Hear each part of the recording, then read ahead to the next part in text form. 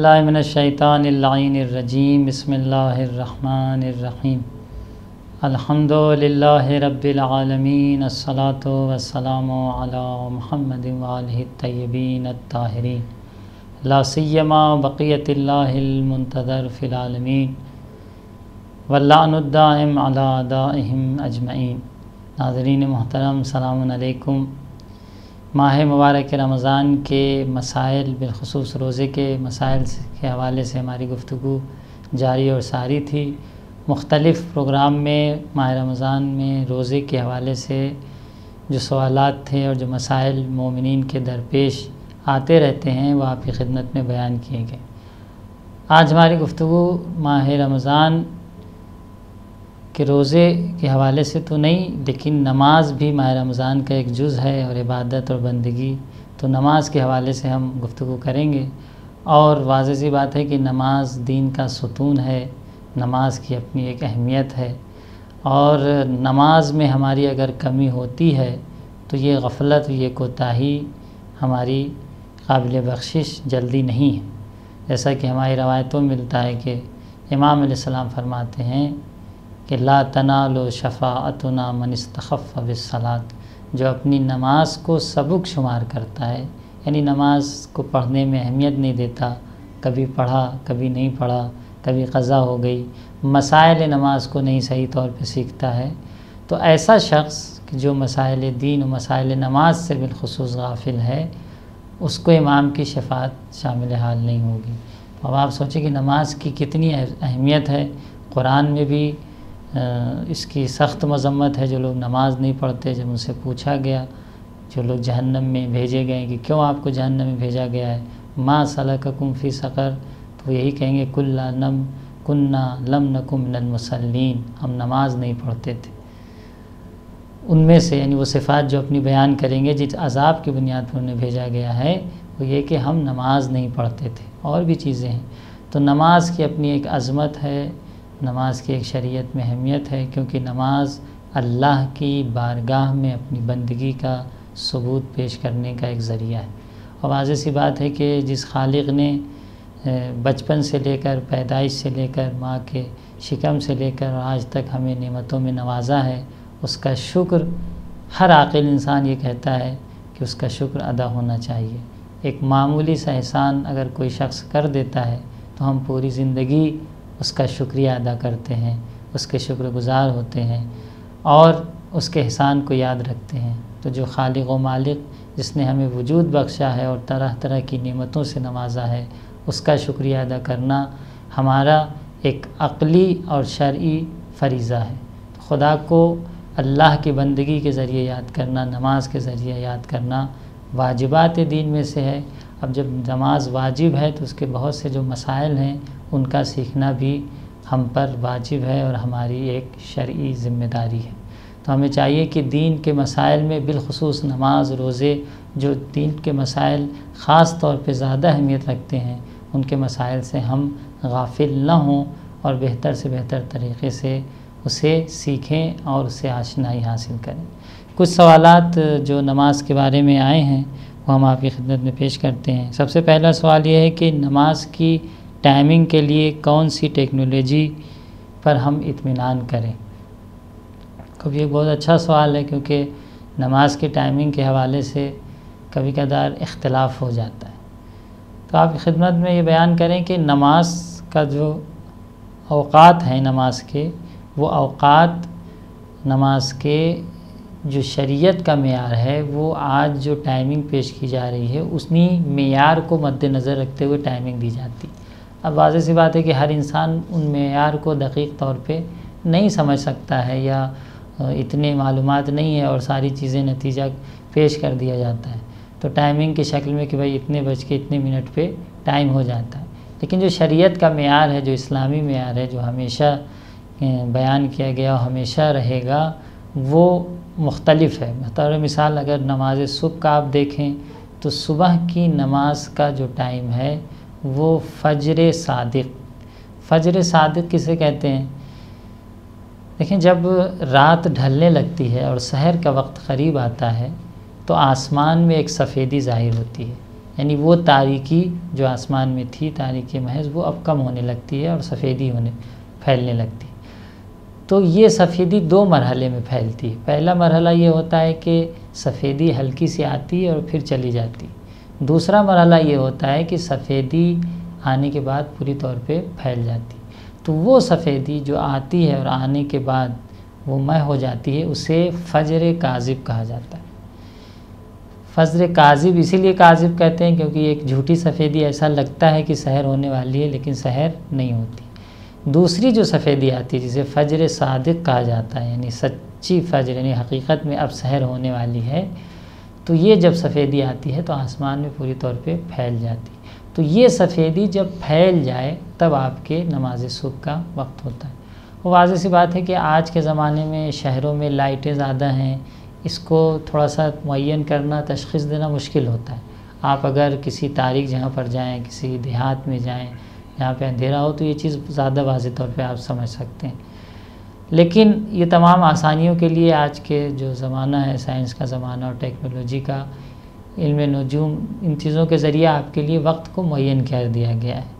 तो अब अगर कोई वक्त मुअय्यन किया जाता है तो आपको ये देखना पड़ेगा कि वो जो साइट है या जो भी टेक्नोलॉजी के तौर पे, साइंस के तौर पे वक्त बताया जा रहा है, आया वो वक्त एहतियात के मुताबिक है या नहीं। कभी कभी एहतियात के मुताबिक होता है, जैसे बाज़ साइटें, मैंने लेवा की साइट के बारे में आपको इशारा किया कि लेवा की जो साइट है वो एहतियात के मुताबिक है।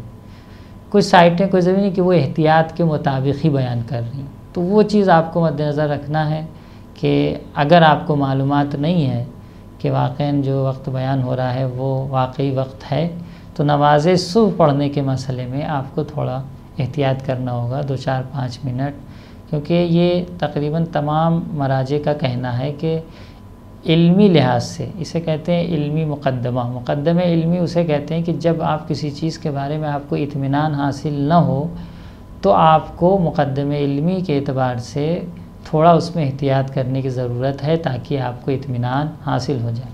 बतौर मिसाल रिसाले में भी ये जुमला लिखा हुआ है बाज़ चापों में कि आयतुल्लाह ने बयान किया कि अगर आप वज़ू में अपना चेहरा धोते हैं, तो अब जब वज़ू में चेहरा धो रहे हैं तो एक वाजिब मक़दार है, तो वो वाजिब मक़दार धुली गई या नहीं धुली गई हमें इत्मीनान नहीं हो रहा है। तो वो इत्मीनान हासिल करने के लिए बतौर एहतियात थोड़ा उस वाजिब मक़दार से ज़्यादा हिस्सा को धोएं ताकि इत्मीनान हो जाए कि वाजिब मक़दार धो ली गई। तो कहने का मकसद है कि वो जो हुक्म शरई है कभी कभी मुक़द्दमे इल्मी के हवाले से कि आपको इत्मीनान हो जाए, कुछ तमीदी तौर पर मुक़द्दमे के तौर पर कुछ चीज़ों का एहतियात करना पड़ता है। तो वक्त का भी ऐसे है, जैसे नमाज सुबह, और जब तक आपको यकीन नहीं हो रहा है कि वक्त दाखिल हो गया तब तक आप नमाज नहीं पढ़ सकते। अलबत्ता यहाँ पे भी कुछ मसाइल हैं वक्त के लिहाज से। अगर कोई शख्स नमाज़ पढ़ने में मशगूल हो गया और बाद में नमाज में पता चला कि अब वक्त दाखिल हुआ है, तो अगर ये पता चला कि अब वक्त दाखिल हुआ है तब तो उसकी नमाज सही है। लेकिन अगर ये पता चला कि अभी तक वक्त नहीं हुआ है और हम नमाज शुरू कर दिए हैं तो उसकी नमाज बातिल है। तो उसमें भी बहुत से मसाइल हैं। तो नमाज के औक़ात में जैसे नमाज सुबह का वक्त हो या नमाज ज़ोहर का वक्त हो या नमाज मगरिब और इशा का वक्त हो, ये तवज्जो होनी चाहिए कि जब तक हमें इत्मीनान नहीं हो जाता है। अलबत्ता ये मेयार जो सुबह के वक्त में बयान किया जा रहा है क्योंकि सफ़ेदी फैलने का मसला है। तो पहले भी हमने इशारा किया कि ऐसा नहीं है कि 1 मिनट पहले तक सफ़ेदी नहीं फैली थी और जैसे ही मिसाल के तौर पे 4:30 1 सेकंड हुआ फ़ौरन सफ़ेदी फैल जाएगी। उसमें 2-4-5 मिनट लगते हैं।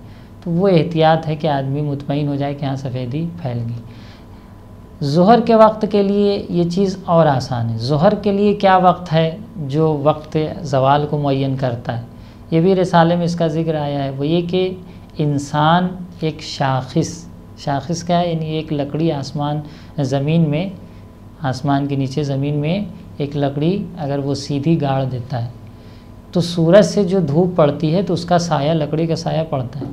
तो वो साया जब सूरज जब निकलता है तो साया उसके जिहत मुखालिफ में होता है। वो साया जब कम होते, जैसे जैसे सूरज ऊपर जाता है साया छोटा होता जाता है। अब जब ये साया छोटे होते होते बिल्कुल यानी छोटा होना और कम होना ख़त्म हो जाए और फिर दोबारा से बढ़ना शुरू हो जाए, जब सूरज उधर ढलने लगता है ज़ोर से के बाद, तो फिर दोबारा साया क्या होता है, बढ़ने लगता है। तो जब ढलने के बाद साया जो है दोबारा से शुरू होता है तो ज़ोहर का ज़वाल का वक्त हो जाता है। जब तक ढलता रहता है ज़वाल का वक्त नहीं हुआ। ज़वाल का क्या मतलब, यानी ज़ायल होना, यानी सूरज अब ज़ायल हो रहा है, निस्फुन नहार से सूरज ज़ायल हो रहा है। तो अब साया क्या होता है, उसका बढ़ना शुरू, अभी तक छोटा हो रहा था, साया बढ़ता है। तो अब जब साया बढ़ना शुरू होता है तो वो ज़वाल का वक्त हो जाता है। आयतुल्लाह सिस्तानी अब ये भी सवाल करते हैं कि आयतुल्लाह सिस्तानी के हैं ज़ोहर का फ़जीलत का वक्त क्या, असर के फ़जीलत का वक्त क्या है, या तमाम नमाज़ों के फ़जीलत का वक्त। देखिए सुबह की फ़जीलत का वक्त तो यही है कि जब तक सफ़ेदी के बाद जब रोशनी शुरू होने लगती है, सूरज के निकलने की एक रोशनाई आसमान में आने लगती है कि हाँ अब सूरज निकलने वाला है, जब तक वो रोशनाई आसमान में नहीं आ जाती है तब तक फ़जीलत का वक्त नमाज सुबह का बाकी है। बाज़ लोग बहुत इस चीज़ में तवज्जो करते हैं कि नमाज को अव्वल वक्त पढ़ें। खैर बहुत अच्छा अमल है, हमारे उलमा की आइम्मा तारीन की सीरत में तो है ही, उलमा की सीरत में भी ख़ास तौर पे ये पाया गया है कि उन्होंने नमाज अव्वल वक्त को ख़ास करके अहमियत दिया है और हमेशा ये ताकीद किया है कि अगर आप ज़िंदगी में बरकत चाहते हैं, ज़िंदगी में कामयाबी चाहते हैं, रोज़ी में बरकत चाहते हैं, ज़िंदगी के तमाम उमूर में अगर बरकत चाहते हैं तो अपनी नमाज को अव्वल वक्त में बजा लाएँ। जो काम भी नमाज से पहले अंजाम दिया जाए, हमारी रवायतों में मिलता है कि चलिए नमाज़ पढ़ लेंगे, फला काम पहले कर लेते हैं, जबकि नमाज का वक्त हो चुका है। तो जो काम भी नमाज से पहले अंजाम दिया जाए, हमारी रवायतों में मिलता है कि वो काम अबतर है, यानी बेनतीजा होगा, बेखासियत होगा। तो कोशिश ये करें कि नमाज को अपने अव्वल वक्त पर अंजाम दें। लेकिन एक चीज़ यहाँ काबिल गौर है, काबिल तवज्जो है, बाज़ लोग बहुत ज़्यादा वसवसे से काम लेते हैं। अब 2 मिनट 4 मिनट भी लेट ना हो, जैसे ही अज़ान हुई फ़ौरन हम खड़े हो जाएं, अब कोई बिल बजा रहा है हम वो भी नहीं खोलेंगे, या मसलन बाद में आइए अभी नमाज का। तो ये चीज़ शरीयत में कोई भी गैर माक़ूल काम को अहमियत नहीं दिया जाता। मुतारफ़ ख़ुद इमाम से पूछा गया, आप दर्स खारिज के बहस में इमाम से पूछा गया क्या कभी होता है कि आपकी नमाज का, हाँ कभी होता है, उर्फ़ी ज़रूरत बहुत इब्तिदाई तो थोड़ा बहुत आगे पीछे हो जाता है, ऐसा नहीं है। इसीलिए नमाज का जो अव्वल वक्त है वो इतना कम भी नहीं, इतना महदूद भी नहीं। आयतुल्लाह सिस्तानी के सुबह का हमने बयान किया, ज़ोहर का अव्वल वक्त क्या है, वही साया जो बढ़ना शुरू हुआ है, वो साया अगर जब तक 2 हफ्तों यानी लकड़ी के 2 हफ्तों तक ना पहुंच जाए, भाई लकड़ी की एक साइज़ होगी और उसी साइज़ के मुताबिक क्या होगा, साया होगा। तो उस लकड़ी की साइज़ के 2 हफ्तों 2 7 तक जब तक वो साया पहुंच ना जाए, ज़ोहर के वक्त का फ़जीलत का वक्त रहता है। और ये 2 7 पहुँचने में तकरीबन 1.5 से पौने घंटे का, आपको पौने 2 घंटे का टाइम मिलता है, यानी फ़जीलत का वक्त बाकी है। 1.5 घंटा 1 घंटा 1 घंटा 30 मिनट तो मान ही के चलिए, मिनिमम 1 घंटे 30 मिनट आपके फ़जीलत का टाइम। तो अब ये ना सोचेंगे फ़जीलत का मतलब ये है कि ठीक है जितना बेहतर पहले से पहले बेहतर से पढ़ ली जाए, बेहतर ये है कि जितनी पहले और अपने वक्त पे पढ़ ली जाए। लेकिन अगर कोई ज़रूरत पेश आ गई है, उर्फ़ी ज़रूरत है, कोई आ गया है, तो अगर थोड़ी बहुत ताख़ीर हो भी जाती है तो ये अव्वल वक्त पढ़ने के मुखालिफ नहीं है। इसी तरह असर का भी है, जब साया 4 हफ्तों यानी 4 7 तक ना पहुँच जाए, साए अगर लकड़ी के 7 हिस्सा करें तो जब तक चौथे हिस्से, लकड़ी के चौथे हिस्से के बराबर ना पहुंच जाए 4 7, तब तक उसके फ़जीलत का वक्त है। तो कहने का मतलब है फ़जीलत का जो वक्त है बहुत महदूद नहीं है, आप अव्वल वक्त पढ़ने की कोशिश करें। लेकिन यह है कि लापरवाही भी ना हो कि पता चला अब गुरूब करीब है या निसफ़ शब होने वाली है और अब हम सोच रहे हैं कि अपनी नमाज को अदा करें। तो नमाज के अपनी फ़जीलत के वक्त में पढ़ना उसकी एक ख़ास अहमियत है और ख़ास उसकी बरक़ात हैं ज़िंदगी में इंसान की। आप कोशिश करें कि नमाज को हर काम पर अहमियत दें। जुमला मारूफ़ है ना कि नमाज से ये ना कहिए कि काम है, काम से ये कहिए कि नमाज है, हमें नमाज बजा लानी। तो ये ज़ोहर और असर के वक्त का हो गया। और मग़रिब व इशा के वक्त का टाइम, तो मग़रिब का टाइम सूरज डूबने के बाद, देखिए एक सूरज डूबने का टाइम है, सूरज डूबने के टाइम के बाद एक सुर्खी जो मशरिक़ की तरफ, ईस्ट की तरफ ज़ाहिर होती है, वो सुर्खी जब सर से गुज़र जाए तो मशरिक़ का वक्त होता है, मग़रिब का वक्त होता है। तो ये सुर्खी गुज़रने में सूरज डूबने से 15-20 मिनट का टाइम लगता है। ये सूरज डूबने के 15-20 मिनट के बाद ये सुर्खी सर से गुज़र जाती है। जब ये सुर्खी गुज़र जाती है तब आपके मगरिब का टाइम होता है। अब बाज़ लोग उसी सूरज के डूबने को मगरिब का टाइम समझते हैं, जैसे हमारे अहले सुन्नत बरादरान, और उस पर वो नमाज़ पढ़ते हैं। लेकिन हमारे जो फ़िक़्ह शिया में है वो ये कि नहीं, सूरज डूबने के बाद जब वो सुर्खी यानी सूरज डूबने के आसार जो हैं वो भी पूरी तौर पे ज़ायल हो जाएं तो उसके बाद मगरिब का वक्त हो जाता है। इशा के वक्त के लिए यही सुर्खी जब जो सर से गुज़र गई, फिर मगरिब की तरफ जहाँ सूरज गुरूब करता है ये सुर्खी होती है, ये सुर्खी जब मगरिब की तरफ से भी ख़त्म हो जाए, बिल्कुल अंधेरा जिसे कहीं छा जाए, तब इशा का टाइम होता है। तो इसमें भी एक अच्छा फ़ासला है, यानी अब मगरिब के बाद से इशा के दरमियान हद-ए-अक़ल 25-30 मिनट का फ़ासला रहता है कि उसके बाद फिर वो सुर्खी ज़ायल होती है, फिर इशा का वक्त होता है। तो आप पढ़ सकते हैं मगरिब के बाद फ़ौरन इशा की नमाज़, ज़ोहर के बाद फ़ौरन असर की नमाज़। एक सवाल ये भी किया जाता है कि मौलाना हमारे यहाँ क्या नमाज को फ़ासले से पढ़ सकते हैं? अब वक्त की नमाज के वक्त के हवाले से गुफ्तगू हो रही है कि क्या हम फ़ासले से नमाज को, जैसे हमारे अहले सुन्नत भाई पढ़ते हैं। देखिए हमारी जो यहाँ जो नमाज को मिला के पढ़ने का है वो कोई ज़रूरी इस माना में नहीं कि अगर आप फ़ासले से पढ़ते हैं तो आपकी नमाज़ बातिल हो जाएगी। ये तो हमारी आसानी के लिए करार दिया गया। और बहुत औक़ात ऐसा होता है कि आदमी एक वक्त की नमाज़ पढ़ता है, दूसरे वक्त की छूट जाती। तो अब अगर हम 3 वक्त को 5 वक्त में तकसीम कर दें तो क़ज़ा होने का इम्कान और पाया जाएगा। पता चला आपने ज़ोहर की पढ़ी और गए कि बाद में पढ़ लेंगे असर की, वो भी चली गई। और आसानियाँ भी हैं, जो लोग पढ़ने वाले हैं आसानियाँ भी, आपने ज़ोहर असर एक साथ पढ़ ली। और पैगम्बर गिरामी इस्लाम ये भी पूछते हैं कि पैगम्बर गिरामी इस्लाम ने पढ़ा? हाँ, पैगम्बर इस्लाम ने दोनों नमाज मिला के भी पढ़ी है और अलग अलग भी पढ़ी है। तो जब उम्मत के लिए एक आसानी का रास्ता, एक आसान रास्ता, एक मुख्तार रास्ता कि दोनों तरफ आप मुख्तार हैं करार दिया गया है, तो हम क्यों अपने को मजबूर करें किसी एक रास्ते पे। तो अब अगर आसानी का रास्ता है और लोग इसी तरीके से अपनी नमाज वाजिब अदा कर रहे हैं तो कोई हरज नहीं है, बल्कि बाज़ मवारिद में पसंदीदा काम भी है। क्योंकि चे बसा इंसान एक वक्त की पढ़े, ज़ोहर की पढ़े और कहे असर की बाद में पढ़ेंगे और क़ज़ा हो जाए, बाज़ मवारिद में होता है। ऐसे तो भाई ज़ोहर असर एक साथ उठा पढ़ लिया। मगरिब इशा में भी इसी तरह है। तो कहने का मकसद ये कि नमाज का जो वक्त है शरई, उसका अपना एक मेयार है। उसी मेयार के तहत शरीयत मुक़द्दस इस्लाम में उसी मेयार के तहत बयान किया जाता है। जो टाइम अभी बयान किया जा रहा है उसी मेयार को मद्देनज़र रखते हुए बयान किया जा रहा है। अब अगर वो मेयार कहीं पर कम नज़र आए टाइम बताने के लिहाज से तो फिर आप उसमें शक कर सकते हैं। तो आप देखिए कि वो जो टाइमिंग बताई जा रही है उस मेयार के मुताबिक है या नहीं है। अगर उस मेयार के मुताबिक है तो कोई बात नहीं, लेकिन अगर वो टाइम उस मेयार के मुताबिक नहीं है तो फिर आपको एहतियात से काम लेना होगा। दूसरा सवाल ये है, ये भी वक्त के लिहाज से, कि नमाज शब का वक्त कब होता है। और ये भी बहुत मुब्तला भी सवाल है। बहुत से लोग नमाज शब पढ़ना चाहते हैं और पढ़ना भी चाहिए। नमाज शब की अपनी एक अहमियत, ख़ास अहमियत है। और अब रसूल गिरामी इस्लाम पर तो नमाज शब वाजिब थी, वाजिबात में से थी। रसूल गिरामी इस्लाम पर नमाज शब वाजिब थी। तो नमाज शब की बहुत अज़मत है। और अगर किसी को मकाम, जिसे कहें मानवी मकाम, इज़्ज़त, बहुत सी चीज़ों के बारे में नमाज शब की बरक़ात जो मिलती, असा यबअसका रब्बुका मकाम महदूद, खुदा अपने हबीब से कह रहा है, मेरे हबीब अगर आप नमाज शब पढ़ते हैं, नमाज शब पढ़िए कि उम्मीद है खुदा आपको मकाम महमूद, एक बुलंद मकाम पर पहुँचाए। तो नमाज शब की अपनी बरक़ात है। ख़ास तौर पे रोज़ी के लिए रवायत में मिलता है कि जो शख्स नमाज शब पढ़ता है वो भूखा नहीं रह सकता। उसकी रोज़ी ऐसी नहीं है कि वो भूखा रहे और बेरोज़ी हो। तो कहने का मकसद है नमाज शब की बहुत से फ़ज़ाइल हैं, बहुत सी बरकतें हैं। अगर नहीं पूरे साल पढ़ सकते हैं, होता है, तो कम अज़ कम माह मुबारक रमज़ान एक अच्छी फ़ुर्सत है।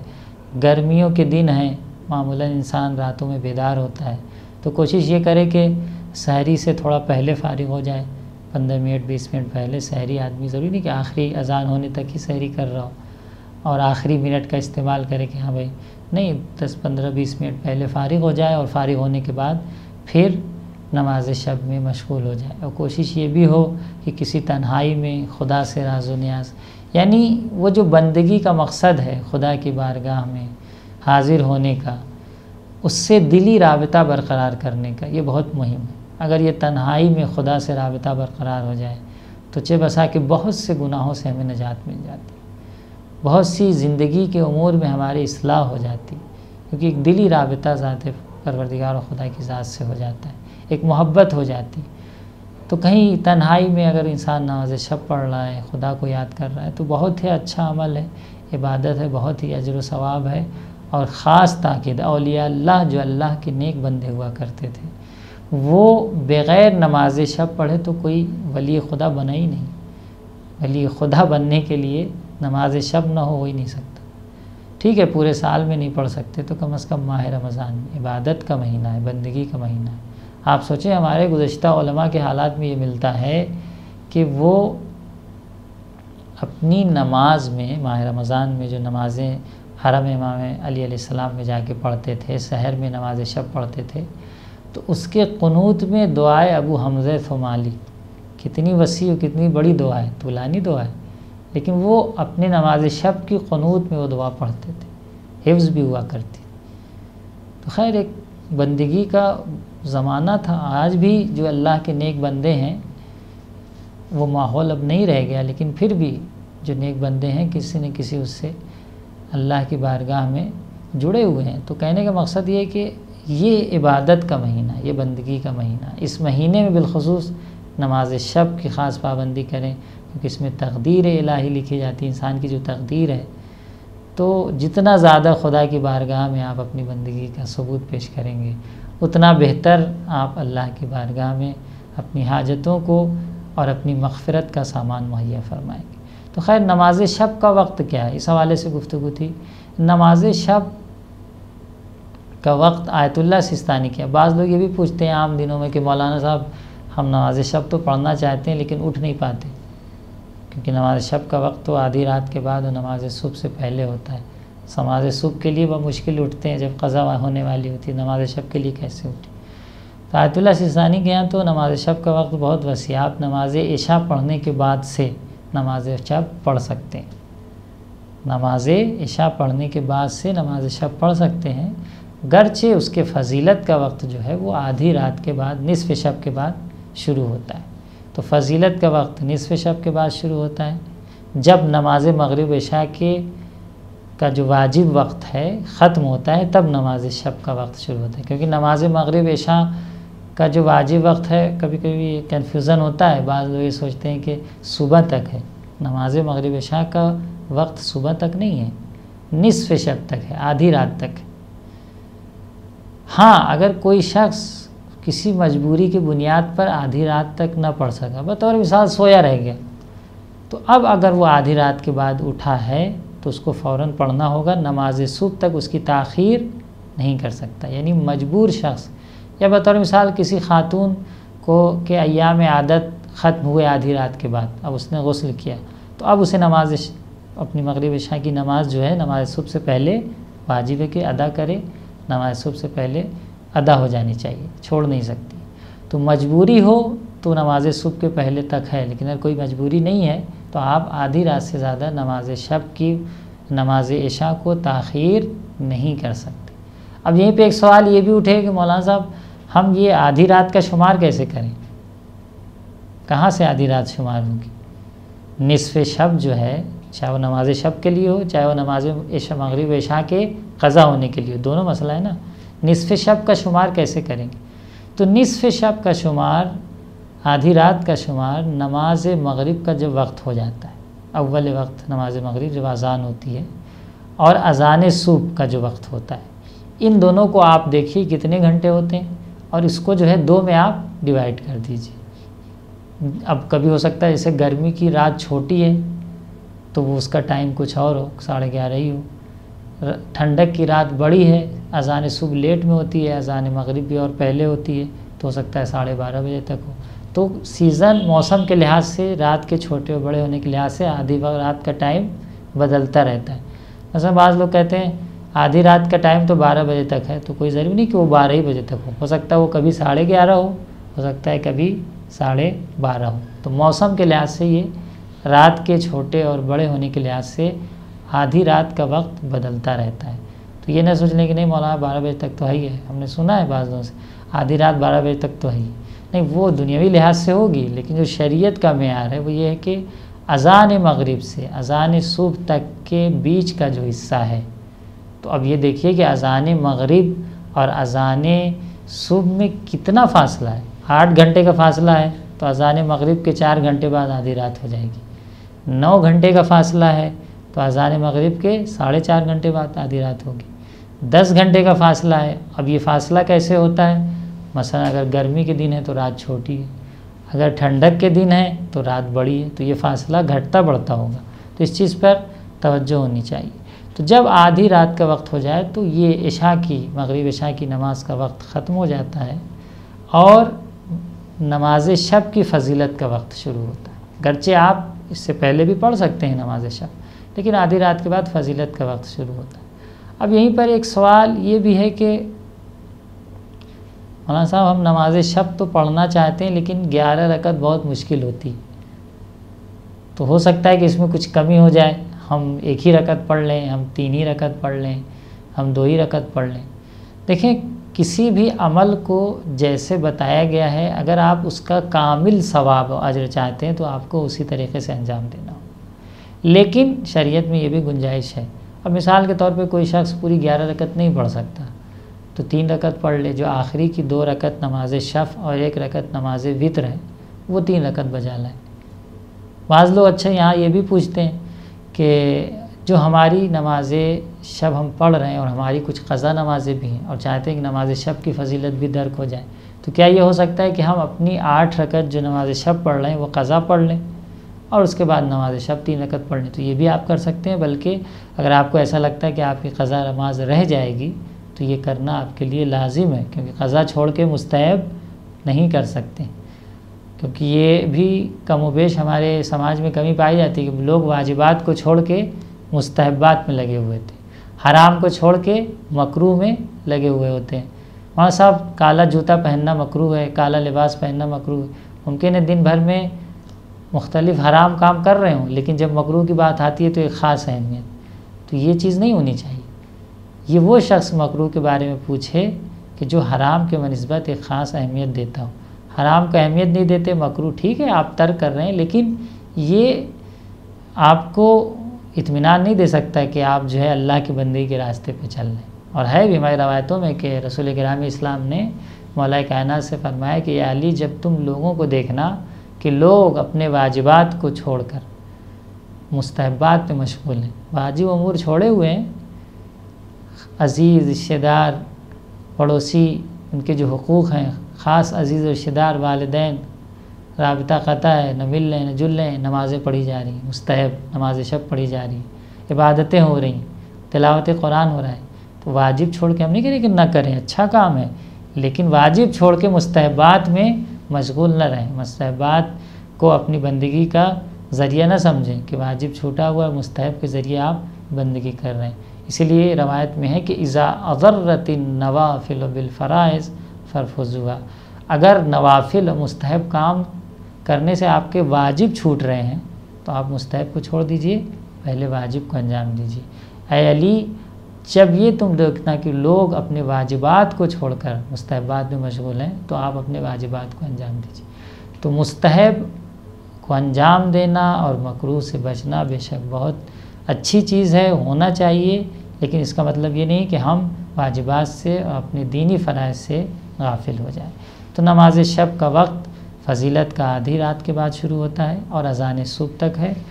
अगर 11 रकत नहीं पढ़ सकते हैं, हिम्मत नहीं है, तो आप 3 रकत पढ़िए। वो 3 रकत भी नहीं पढ़ सकते तो 1 रकत पढ़िए, और जो 1 रकत में ज़िक्र है कुनूत में इंशाअल्लाह बयान करेंगे, उस ज़िक्र में भी आप रजा की नीयत से मुख्तसर कर सकते हैं। बहर सूरत अल्लाह की बंदगी के लिए मुस्तहब अमल है, जितनी मकदार में जैसे भी हाजिर हो सकते हैं अपने को अल्लाह की बंदगी के लिए हाजिर करिए। अस्सलामु अलैकुम व रहमतुल्लाहि व बरकातहू।